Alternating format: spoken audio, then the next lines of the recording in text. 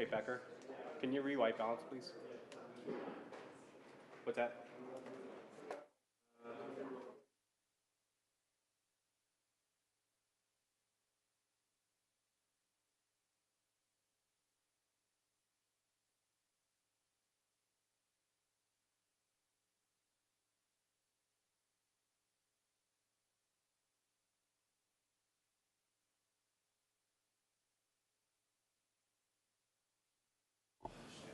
Check one, two, check one, two.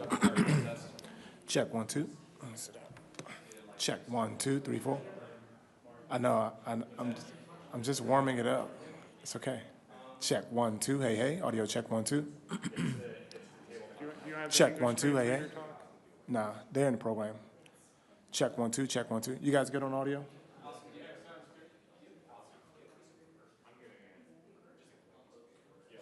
One, two, three, four, hey, hey. Check one, two, check one, two. But you're hearing the actual translation. Check one, two. He's not going to hear English unless he's in English mode. He's just checking program. You're in both. Do you want to check English mode?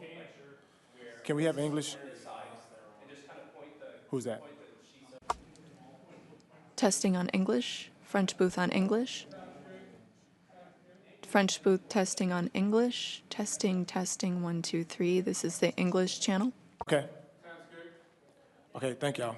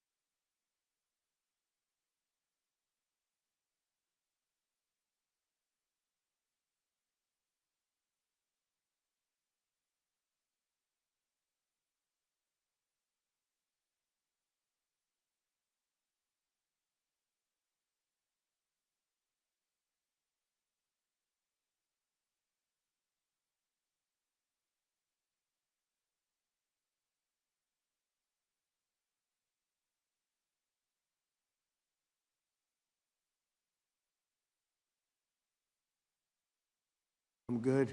Thank you. Been pretty busy. Now it's Africa. First Europe, then the Middle East, now Africa. Great people with us.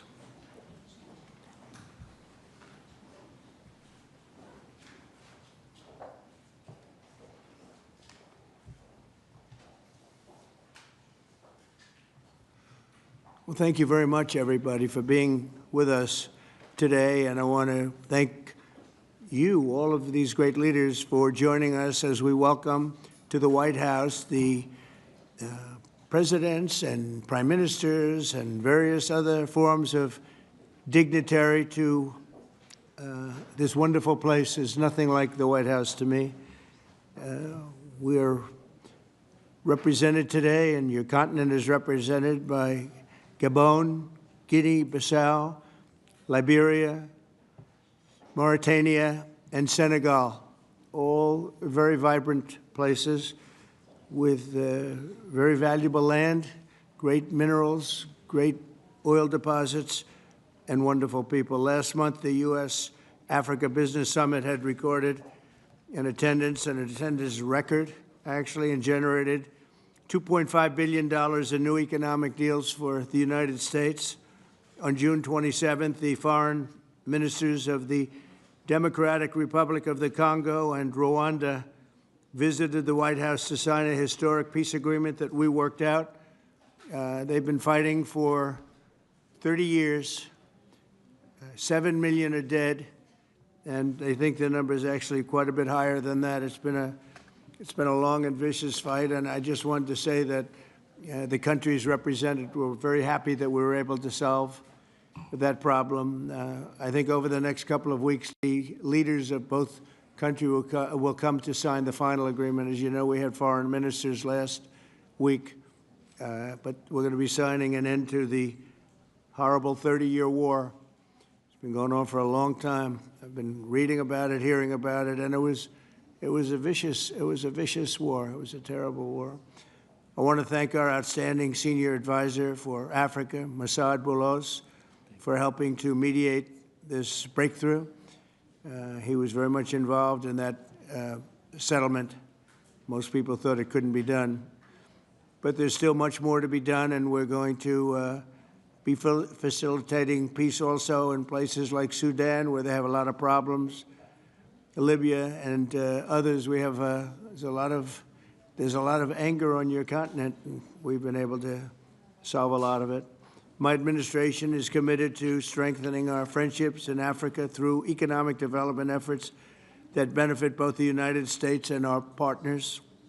And we're shifting from AID to trade. We had AID, or aid as we sometimes call it, right to trade. And trade seems to be a foundation that I've been able to settle a lot of these disputes, like as an example, India and Pakistan, Kosovo, Serbia. I said, you guys are going to fight, we're not going to trade.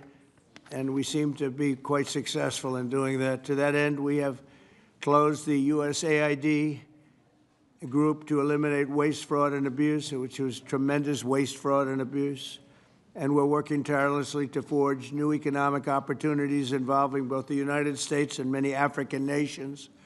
There's great economic potential in Africa, like few other places in many ways. In the long run, this will be far more effective and sustainable and beneficial than anything else that we can be doing together.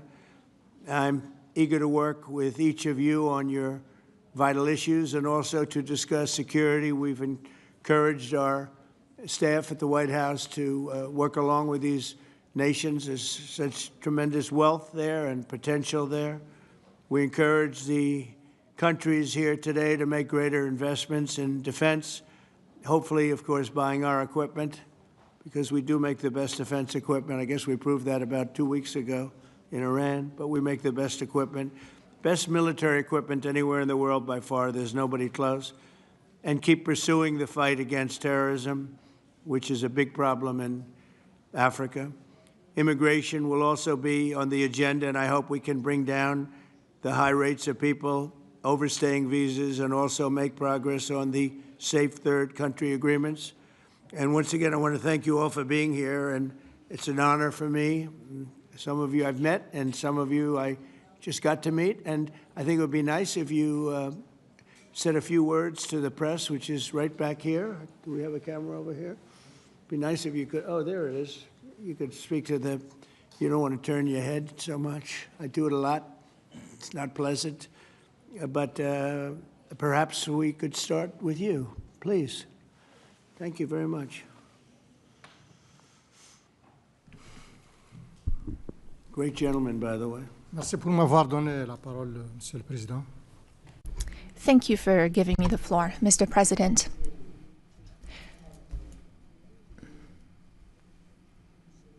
First of all, I would like to thank you, Mr. President Trump, for inviting us to come here today. I'm President Ghazouani, President of the Islamic Republic of Mauritania. Thank you, Mr. President, for this invitation and the invitation you sent to the other colleagues present here today. This is a very strong message from you, and we are receiving this message very well. This is a message of interest that you're sending to us, and it's a message that you're sending to the whole of Africa. All of this is generous on your part. We are receiving this, and we accept this message from you.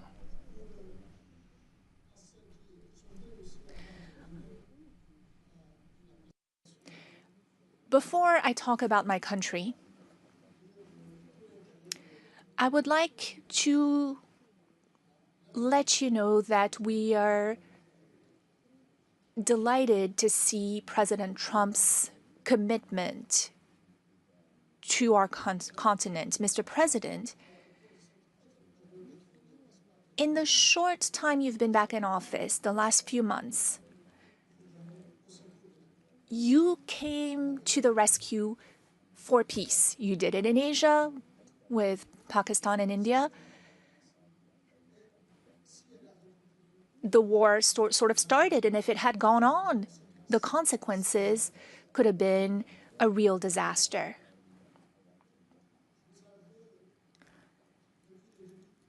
Since the beginning, you've been doing a great deal of work on the war in Europe, that is the conflict between Russia and Ukraine. You rushed to Africa to resolve a long-standing problem. Lots of efforts had been made by many heads of states, but your will made it possible for this agreement to be signed. And now, this conflict is behind us. You are currently working with a great deal of enthusiasm. And you're also working on the Middle East. You're paying a great deal of attention to the Middle East. We all know how far back this conflict goes. It is a conflict that is about 80 years old. 70 years, but it is also a war that has been raging for a year and a half. And you've also talked about the human toll. Many people have died in this conflict.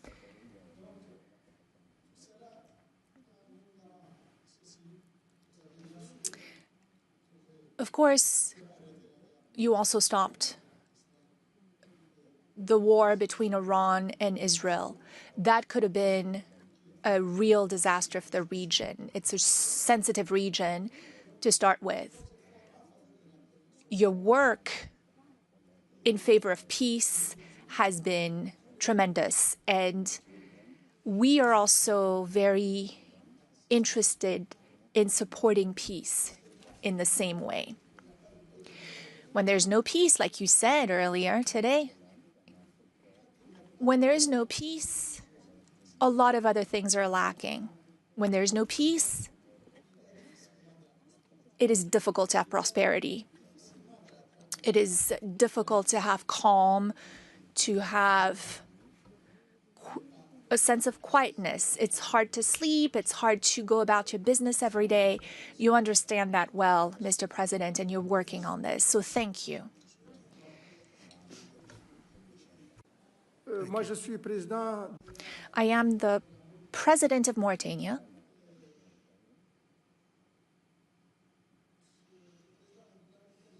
Mauritania is a small country.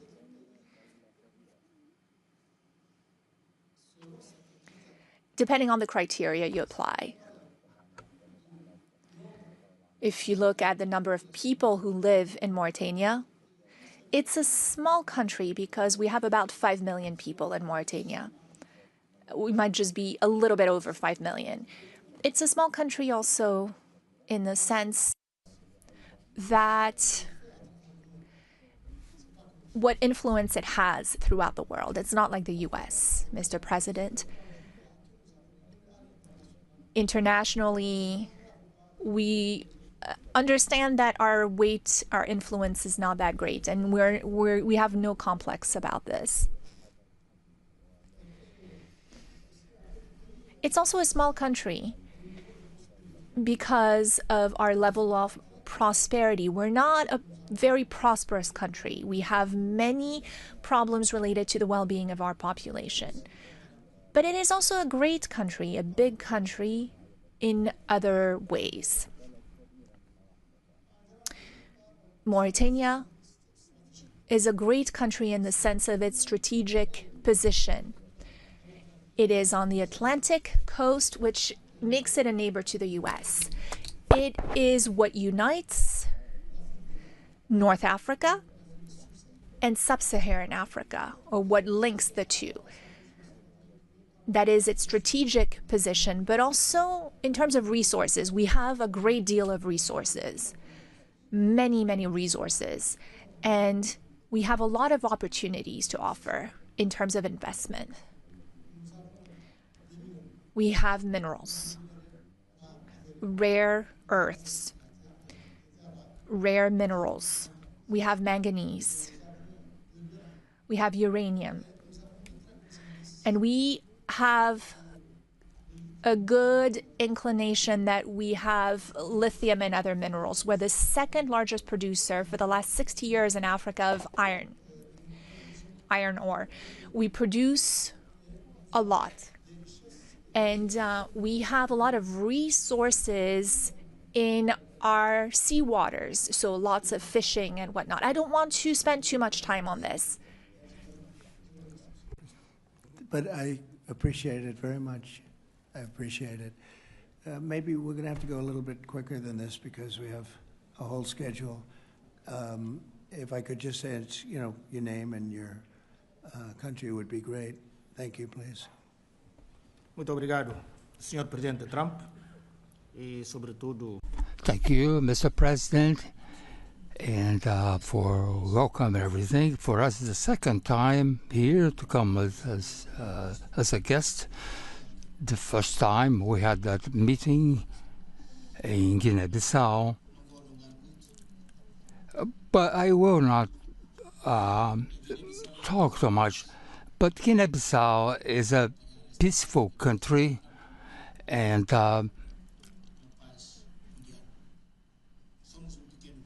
we are a small country, but we are a great state. Not a great state like the United States, but we are a great country as well. And to end, we are following your dynamics and the war with Russia and Ukraine. And you can count on Guinea-Bissau. Thank you very much. Thank you, Mr.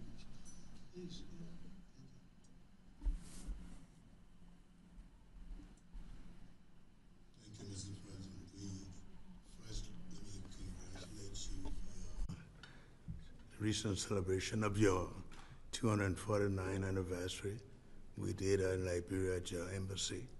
Mr. President, we thank you for this opportunity to be here. Liberia is a longtime friend of the United States, and we believe in your policy of making America great again.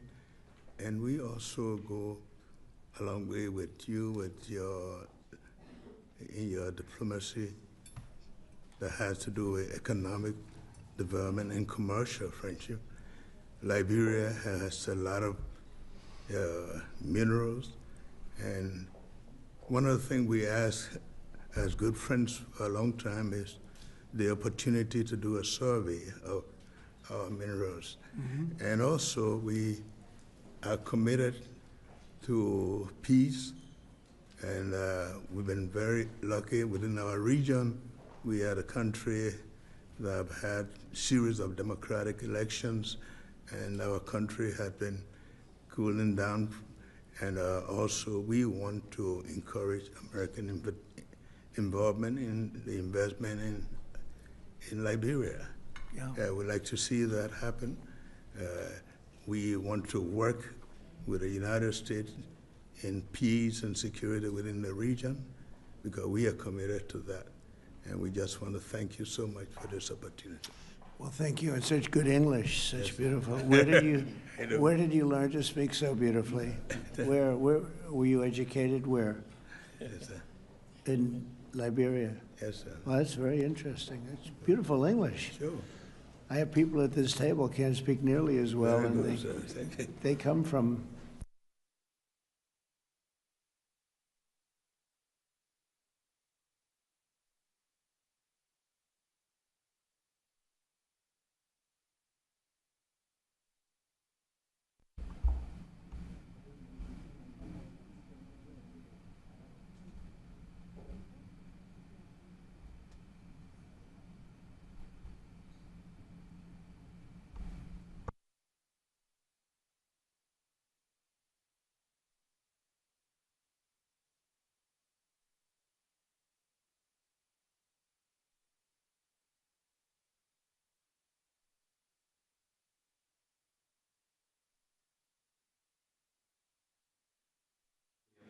to meet a great American president. Homologue président africain, je voudrais avant tout remercier ici officiellement No microphone for the speaker. le travail d'amitié entre nos différents pays. No interpretation. Parce qu'aujourd'hui, le président Trump There's no microphone for the speaker. est la fierté du monde entier. Dans plusieurs domaines, le domaine économique, Still no microphone for the le domaine speaker. politique. Et au niveau diplomatique, je salue les Could you efforts- turn that on? Yeah. Just press that. There you go. Yes. Et au niveau diplomatique, I would like to commend you, Mr. President, for the success you had in reaching a peace agreement between Rwanda and the DRC.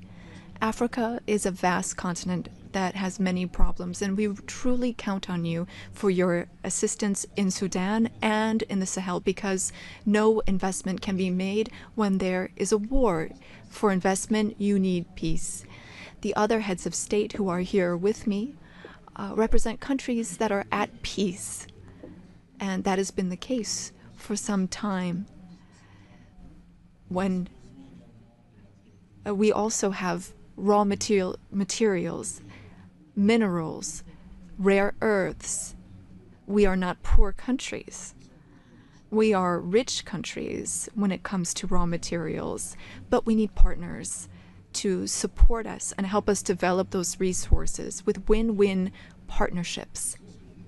That is our wish. I often listen to your remarks and speeches, Mr. President.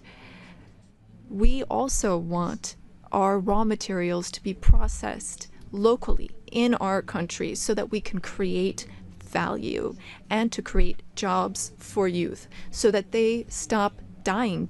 They are crossing the sea, the ocean, to go to other countries. That is what we want, to have local processing of raw materials. Gabon is a rich country. We have over 2 million inhabitants and a great deal of diversity, raw materials, oil and gas reserves. And we would like those resources to be tapped. using an economic model that fits.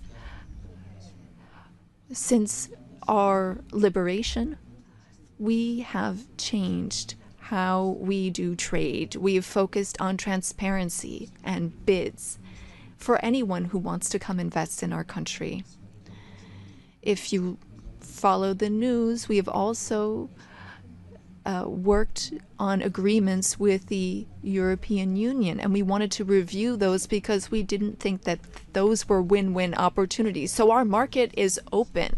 We want to process manganese locally, which you purchase through a company called Aramet. And I'm sure that it's more expensive compared to when you can come and buy it directly from us. In order to do this local processing, we need 8 to 10 gigawatts of electricity. Again, this is an open bid. Any American company that wants to invest in electricity in Gabon is welcome to take advantage of that opportunity. Now, looking at defense, the Gulf of Guinea is an issue. There is maritime piracy in that area, and we want to work together to stabilize it. You said you had the best equipment, the best military equipment, and that's what we'd like to have so that we can stop maritime piracy in the Gulf of Guinea. We can't do it alone. We need a reliable and strong partner that is committed and that takes real steps, real action. We also need to be pragmatic, and that's what you are. And I'm a general, and I am too. I'm pragmatic. I like it when things move quickly. Our country is free, open to one and all. You are welcome to come and invest.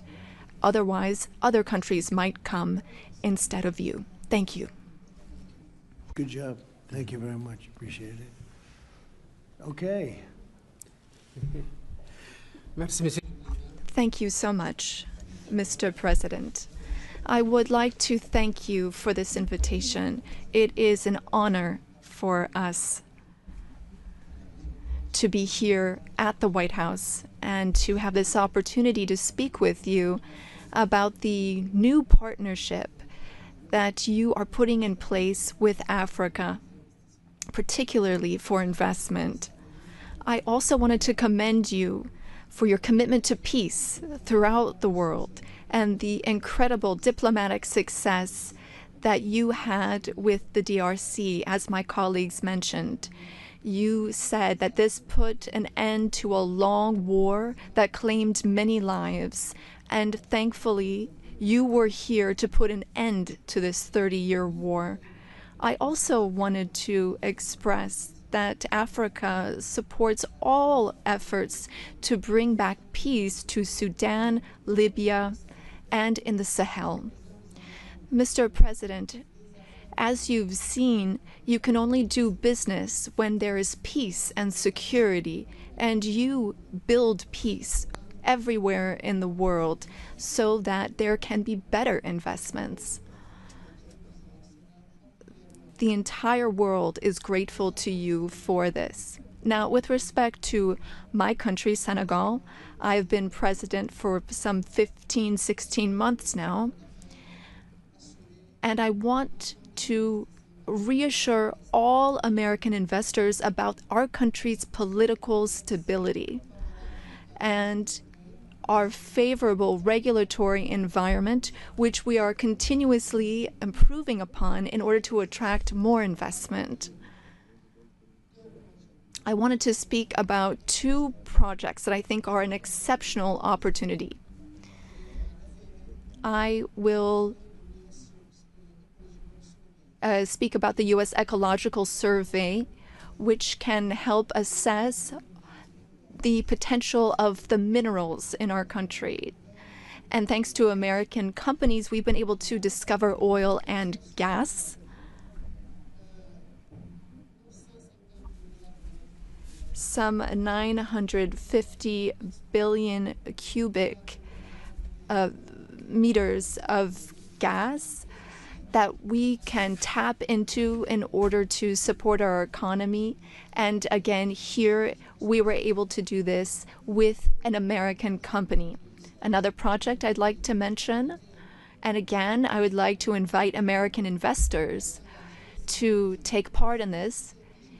It's for a digital city.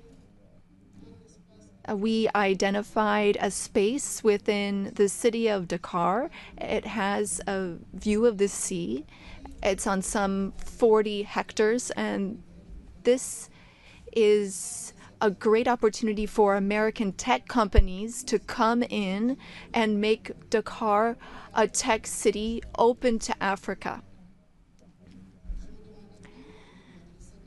I was wondering what your secret was for resolving all these complex crises, and I know you are a tremendous golf player. Golf requires concentration and precision, qualities that also make for a great leader. Senegal has exceptional opportunities to offer, including in the area of tourism. So perhaps an investment could be made in a golf course in Senegal. It would just be 6 hours by flight from New York, from Miami, from Europe, or from the Gulf, and that would be an opportunity for you to show off your skills on the golf course too. Thank you for your attention, sir. Nice. It's some way to show off my skills. It's a long trip to show off my skill, but that's really nice. And he's led a very interesting life. He looks like a very young person. He's a little older than he looks, but a fantastic job. He was treated very unfairly by his government, and he prevailed. And so congratulations on that. Really, congratulations. It was a great job. And you've all done a fantastic job. And so we'll be talking to you as we have the meal. Do you want to ask any questions, please? Where's my reporter from Africa? There you are. How are you? I'm fine, thank you, Mr. President. Very famous in Africa. Okay? You did it. Thank you, thank you. Yeah, thank you. Miss, I have one question for the African presidents and one question for President Trump. As you can see, Mr. President Trump, all the African presidents are very happy with your efforts to bring peace in the Democratic Republic of the Congo.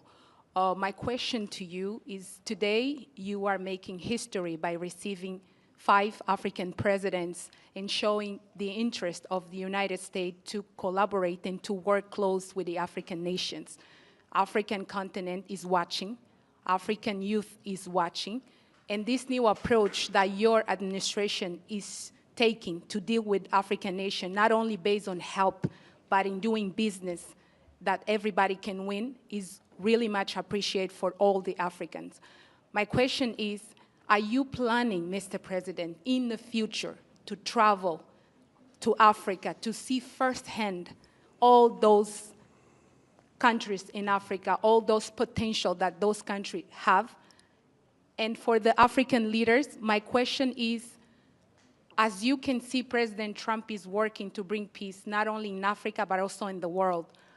Are you all considering to nominate President Trump for a Nobel Prize Peace? That's a very nice reporter. I got to meet her 2 weeks ago when we had the Congo and Rwanda, and we had some other people up from Africa, and that was the first time. But that's a very nice, I appreciate the questions. Very nice, actually. Would you like to, at some point I would like to go to Africa, absolutely. We're going to see what the schedule is, but at some point I would like to do that very much. Would you like to give a fast answer, please? Thank you very much. Of course, we are supporting. Microphone, please. Microphone, please. Of course, on soutient cette dynamique. We are in favor of this dynamic for peace. We are very committed on peace. I am the first head of state who went to Russia and who went to Ukraine, both, since the start of the war. I held the presidency of ECOWAS, and I went to see Mr. Putin. We spoke for 4 hours, and then I went to Ukraine. I spent 12 hours on a train to speak to President Zelensky.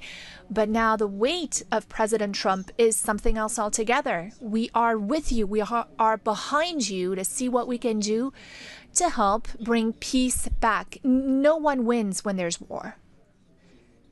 So you have our support so that we can bring peace back. Thank you. Thank you very much. Appreciate it. Go ahead, please. Thank you, Mr. President Trump. Thank you for your questions. A Nobel Peace Prize, while I don't see any problem with it, I think that President Trump deserves it for all the efforts that he's worked on. And he brought peace back in the SIAC region. That is my region, the region where DRC and Rwanda signed a deal. And so he is now bringing peace back into a region where that was never possible. So I believe that he does deserve a Nobel Peace Prize. That is my opinion on this. Well, thank you very much. Very nice. Thank you. I didn't know I'd be treated this nicely. This is great. We could do this all day long. Thank you very much. Please, go ahead. Mr. President, I believe that we have to continue to support America in the strength to be able to bring about peace in the world. America is a melting point and also a country that we all look forward to. And I want to encourage you, because without peace, we cannot have a world to live in. And we stand with you on that. That's right. Thank you. Well said. Please. Thank you, Mr. President, and thank you for your question. Very important question indeed. Forgive me for saying this, but unfortunately, I don't really understand. I don't know how things work when it comes to Nobel Prizes, but I can guarantee you that Mauritania would never be opposed to President Trump receiving a Nobel Peace Prize, because he's already working very hard in favor of peace throughout the world, with no distinction, no regard to what continent it's on, and he's working on areas where there are tensions everywhere, and he's committed towards peace, and our world needs more peace. Thank you. Very much. Thank you. Thank you very much. The jury will decide. It's not a matter of voting amongst our countries, but what is for sure is that the results and the work has been done in such a short amount of time show that you would be a good recipient. And I'm sure that the jury sees that, and the rest of the world sees it as well and understands it. When the time comes, I think everyone will see that it is a deserved prize. Congratulations on what you've done so far. If we took a poll, I think you would be very far ahead in those polls. It's very nice. All of you, thank you very much. I appreciate it. Peter? Thank you, President Trump. James Comey and John Brennan, now under criminal investigation related to the Trump-Russia probe.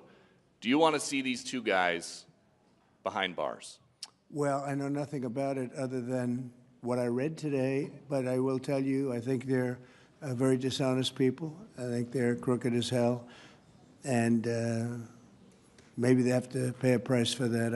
I believe they are truly bad people and dishonest people, so whatever happens, happens.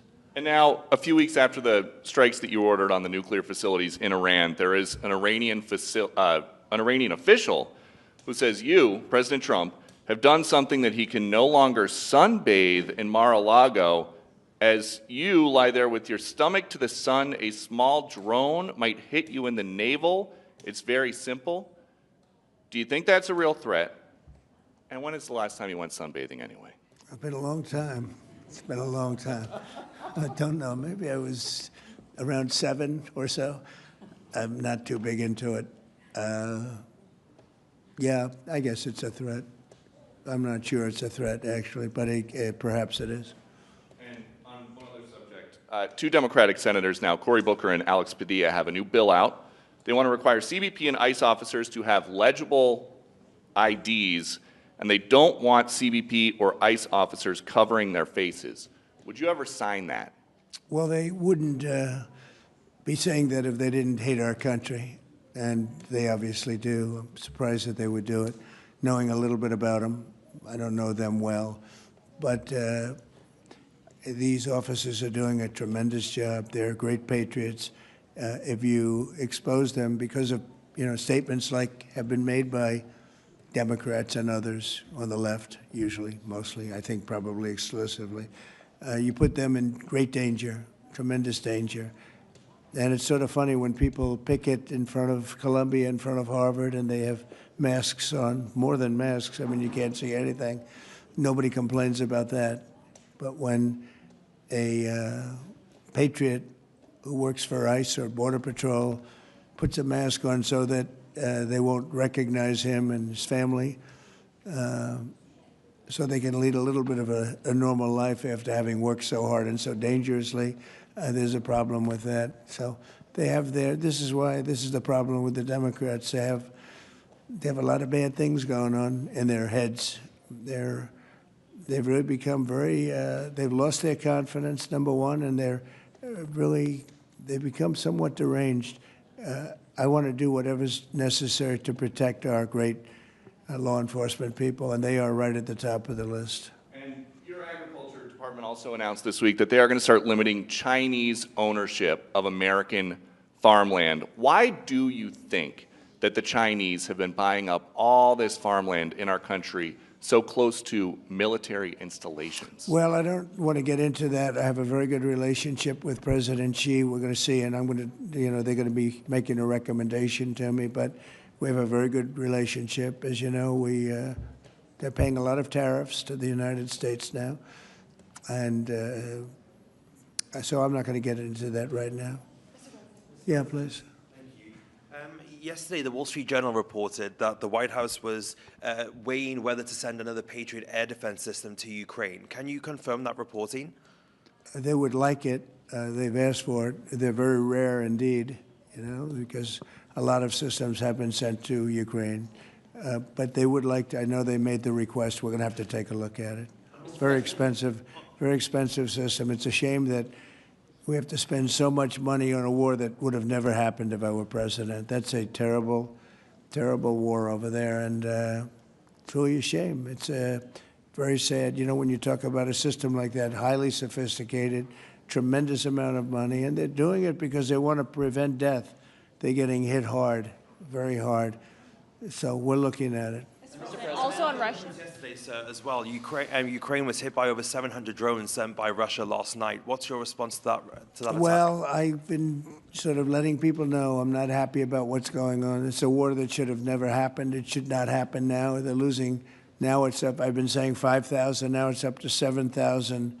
Think of it, 7,000 people a week on both sides. 7,000 people, young, mostly military people, young souls are dead and dying, and it should be stopped. It should be stopped. Very sad to see what's happening. Yes, please. Sir, can you explain how you calculated your latest round of tariffs? Was there a formula that was used? And do you expect any of these countries to face tariffs as well? The formula was a formula based on common sense, based on deficits, based on how we've been treated over the years, and based on raw numbers. And we're going to have a couple of more coming out today. Brazil, as an example, has been not good to us, not good at all. We're going to be releasing a Brazil number, I think, later on this afternoon or tomorrow morning. But they're based on very substantial facts and also past history. You look at the past history, we never had anybody in the White House that understood the numbers or were into it like I have. You know, we've taken in hundreds of billions of dollars in tariffs, hundreds of billions, and we haven't even started yet. And it's going to be a great thing for our country. I think it's going to be a fair thing for the world. And we really haven't had too many complaints because I'm keeping them at a very low number, very conservative, as you would say, number.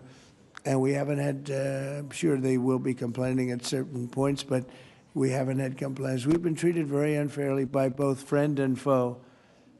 And friend has treated us very badly.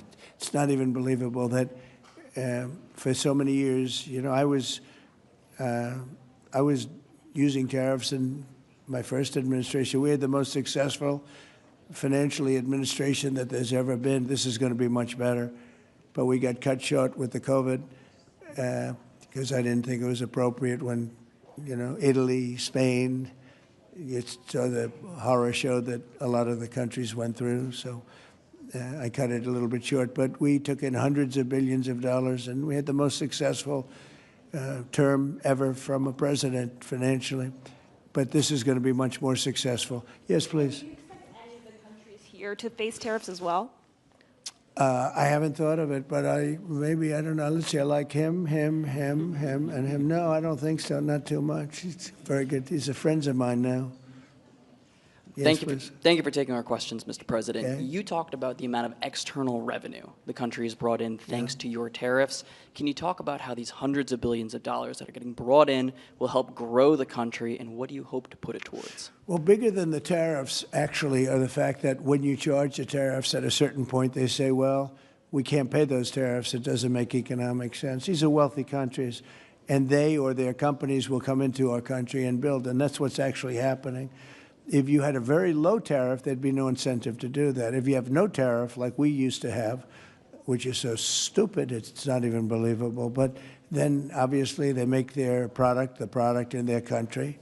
They have the jobs, they have the income, they have the taxes, they have everything, and they just send it into us, and it's jobs that we wouldn't get.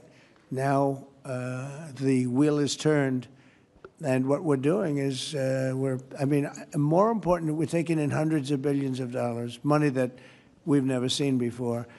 But more important than that, we have a lot of people that would rather not have to pay that. So they're coming in and they're building plants.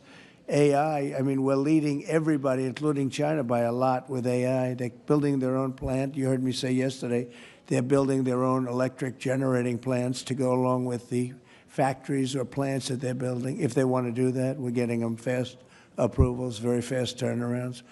They're using mostly natural gas to start off, but they're using coal. They have the right to use coal. They have the right to use nuclear. Nuclear has come a long way in the last 5 years. So we're getting them very fast approvals. We have factories and plants building at a level that we've never had in this country before. Yeah. And secondly, a study from the Council of Economic Advisors. You put it on Truth Social yesterday. It showed that your assessment that tariffs would slow inflation was accurate, and that the prices of imported goods since February has fallen. That your assessment was right, the critics were wrong. Why do so-called experts continually misread your economic policies, sir? Well, it's not the experts. It's the fake news and a combination of that and the Democrats. I saw an ad on television today on Fox, and it was some ad about, Trump has raised costs. It's the opposite. I actually put out a statement. I brought down costs. I brought down the cost of groceries. I brought down the cost of tremendously groceries. If you remember my first week in office, the press was screaming at me about the cost of eggs. They were 4 times higher than they were just a short time ago. That was caused by Biden and stupid policies, and we got that down, and by Easter, it was normalized, and now it's actually even at a lower price. So when I see an ad like that, it's always good to respond. I feel you have to respond. It was an ad that things are more costly. No, they're much less costly. Yesterday, $1.99 a gallon. There's 3 states were selling gasoline at $1.99. You haven't seen that for a long time. And I brought costs way down. Just about every cost. I can't think of a cost that went up, but just about every cost. So what they do is they lie. They take ads You'd almost think that the advertising station would stop it because they know it's wrong. It's such a lie. All you can do is say it's a lie and explain it. I guess I have the ability to explain it at conferences like this, so I like to take advantage of it and do it. But costs are substantially down under the Trump administration. And as you know, Biden had the highest inflation, I believe, in the history of our country. They say 48 years, but regardless, I think it was really the highest in the history of our country. And they were up to numbers that nobody ever saw before. And we have inflation now totally under control. We have a Fed chairman that, if he was doing his job properly, would lower interest rates. But we're bullying through even that. We're doing so well, it's not having that kind of an impact on us. But you want to see a rocket ship? We should have the lowest interest rates, because without us, there's nothing. And we have a strong country now, and we're taking in a lot of money. And other countries aren't even complaining. They got away with murder. They took advantage of a lot of very stupid people that sat in the seat, very stupid people, or people that didn't understand business or something was going on. But hard to believe that they got away with it for so many years. But now, and I'm treating them very fairly. Again, we have countries with tremendous deficits with us, where we have, where we essentially lose a lot of money.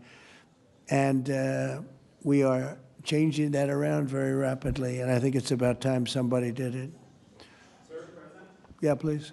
Sir, yesterday you said that you were not sure who ordered the munitions halted to Ukraine. Have you since been able to figure that out? Well, I haven't thought about it because we're looking at Ukraine right now and munitions, but I have not gone into it.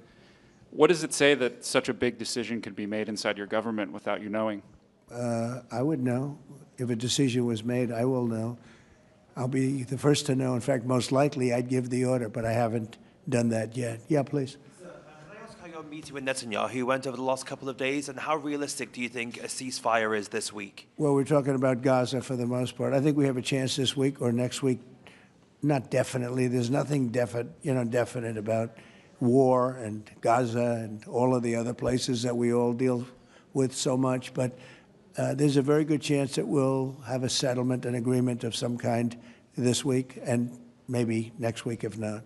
On Africa as well, sir. The African Growth and Opportunity Act, which has been central to many sub-Saharan countries having access to the U.S. market, that's due to expire in September. Are you hoping to extend that beyond it? Well, we'll take a look at that. Yes, please. Thank you. That's up to Congress to take a first crack at. We know that program's been in place for about 20 years, and at the end result of that, we see a lot of other countries operating in Africa. We still see a lot of tariff and non-tariff barriers in Africa. So I think any discussion about that act would also have to think about how we address those kinds of barriers. Yeah, Peter. President Trump, in Alvarado, Texas, a few days ago, 10 people wearing all black allegedly set off fireworks outside an ICE office to lure the officers out so they could ambush them, shoot at them. They had guns and vests and two-way radios. Do you think that this was an isolated incident, or do you think there's a national threat of a left-wing militia that is targeting ICE and CBP? Well, I think you have some very stupid people in the left who have some money that are making it available to these people, because you look at the guns they had, they were brand new. You look at even the clothing they were wearing, it looked like it just came out of some military shop. So you have some very stupid people that, if anything ever happened, they'd be the first to go. They don't understand that. They'd be the first to go. They'd be the first ones hit. But there is money being put behind people. When you look at the weapons they have, the newness of the weapons, rifles that just came out and they have the latest model.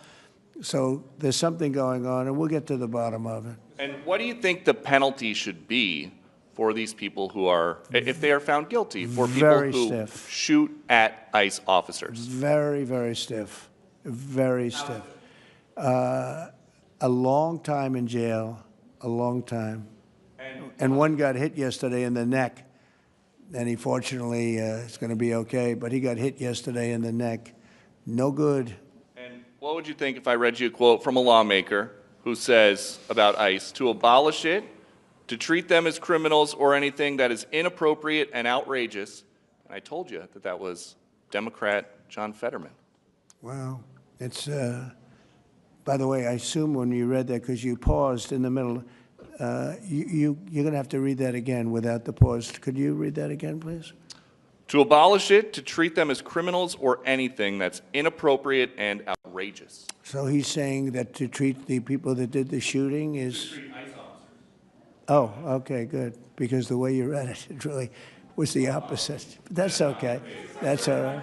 I think that's what he meant. No, the new John Fetterman is exactly what you said. He's right. He's right. And we have to protect our police officers, and we will. And we have been. If you saw the stats released by the FBI the other day, the murder rate's way down, the lowest it's been in a long time, and that took place over the last 6 months. For the last 6 months, murder, it's a hell of a subject to have to talk about, but murder is way down at almost getting to be modern-day records. So that's despite the fact that we have a lot of people that came into the country that shouldn't be here. Mr. President? Yes, please. So 2 questions, one on tariffs, the other on the IRS. Yeah. On tariffs, China is reportedly softening their impact on U.S. tariffs in Africa, announcing last month that they would halt charges on imports for nearly all of its African partners. Good. Does this move by China influence your thinking, your approach to tariffs on the continent? Well, we treat Africa great in many different ways, including with tariffs. But, you know, parts of Africa charge us tremendous tariffs, as you know. And they're going to be dropping those tariffs. They've already informed me they're going to be dropping those tariffs. But we treat Africa far better than China or anybody else, anyplace else. Yeah. And on the IRS says that churches can now endorse political candidates. What's your reaction to this, and how do you expect this to influence some of the work that's afoot on the continent? There's a lot of American churches that are missionaries doing missionary work on the continent. Do you support that? I love the fact that churches can endorse a political candidate. I think so, because we have a lot of respect for the people that lead the church, for the pastors and the ministers and the rabbis and the all different leaders, all different religions, and people respect those people. And I think there's nothing wrong. You know, it was a very big penalty if that took place just a little while ago. They had a thing called the Johnson Act, and it was a very big penalty. I think it's great if a pastor, minister, priest, rabbi, and we could very much go into your religion, by the way, which is something that people are having great respect for throughout the world. If somebody of faith wants to endorse, I think it's something that I'd like to hear. And I can guarantee you the people that they're with every Saturday or Sunday or whenever it is they're with, they want to hear from these people. And it was a very severe penalty. Those people were not allowed to speak up. Now they're allowed to speak up. No, I think it's terrific. Mr. President, your administration took new actions against Harvard University today. Are you still optimistic about reaching a deal with the university? Oh, yeah, I think so. Harvard's been very bad, totally anti-Semitic. And, yeah, they'll absolutely reach a deal. Peter? I just got a text from our colleague, John Roberts. He says that we are now reporting the guy who was arrested in the Alvarado, Texas incident for tampering with the evidence was a green card recipient under the Biden administration and a prior DACA recipient. What do you think of that? It's very sad. It's very bad. A lot of them are here. We came in 21 million. I think it's higher than that, by the way, but they say 21 million people came in. Many of them are criminals. Many of them are murderers. 11,888 is what they say are murderers. And they came in through open border policies, no checking, no vetting, no nothing. And we have a lot of that. And despite that, we have crime down, which is pretty amazing. And this is a And long say hello meeting, to so John. Say hello to John Roberts. I will. I'm sure he's watching this right now. A lot of news has broken since we've been in here. Axios says a secret White House meeting between Steve Witkoff, Ron Dermer, and a Qatari envoy on Tuesday led to significant progress in the negotiations over the Gaza hostage and ceasefire deal. What can you tell us about this It's secret very possible. meeting? I will tell you we're getting very close to a deal. I don't know if it's secret or not secret, but it doesn't matter to me. Secret's fine if it gets us to where we want to be. We want to have a ceasefire. We want to have peace. We want to get the hostages back. And I think we're close to doing it. Okay. Thank you all very much. Thank you very much. President Trump. Thank you, Peter. Good job, everybody. Huh? Thank you. That was a good job.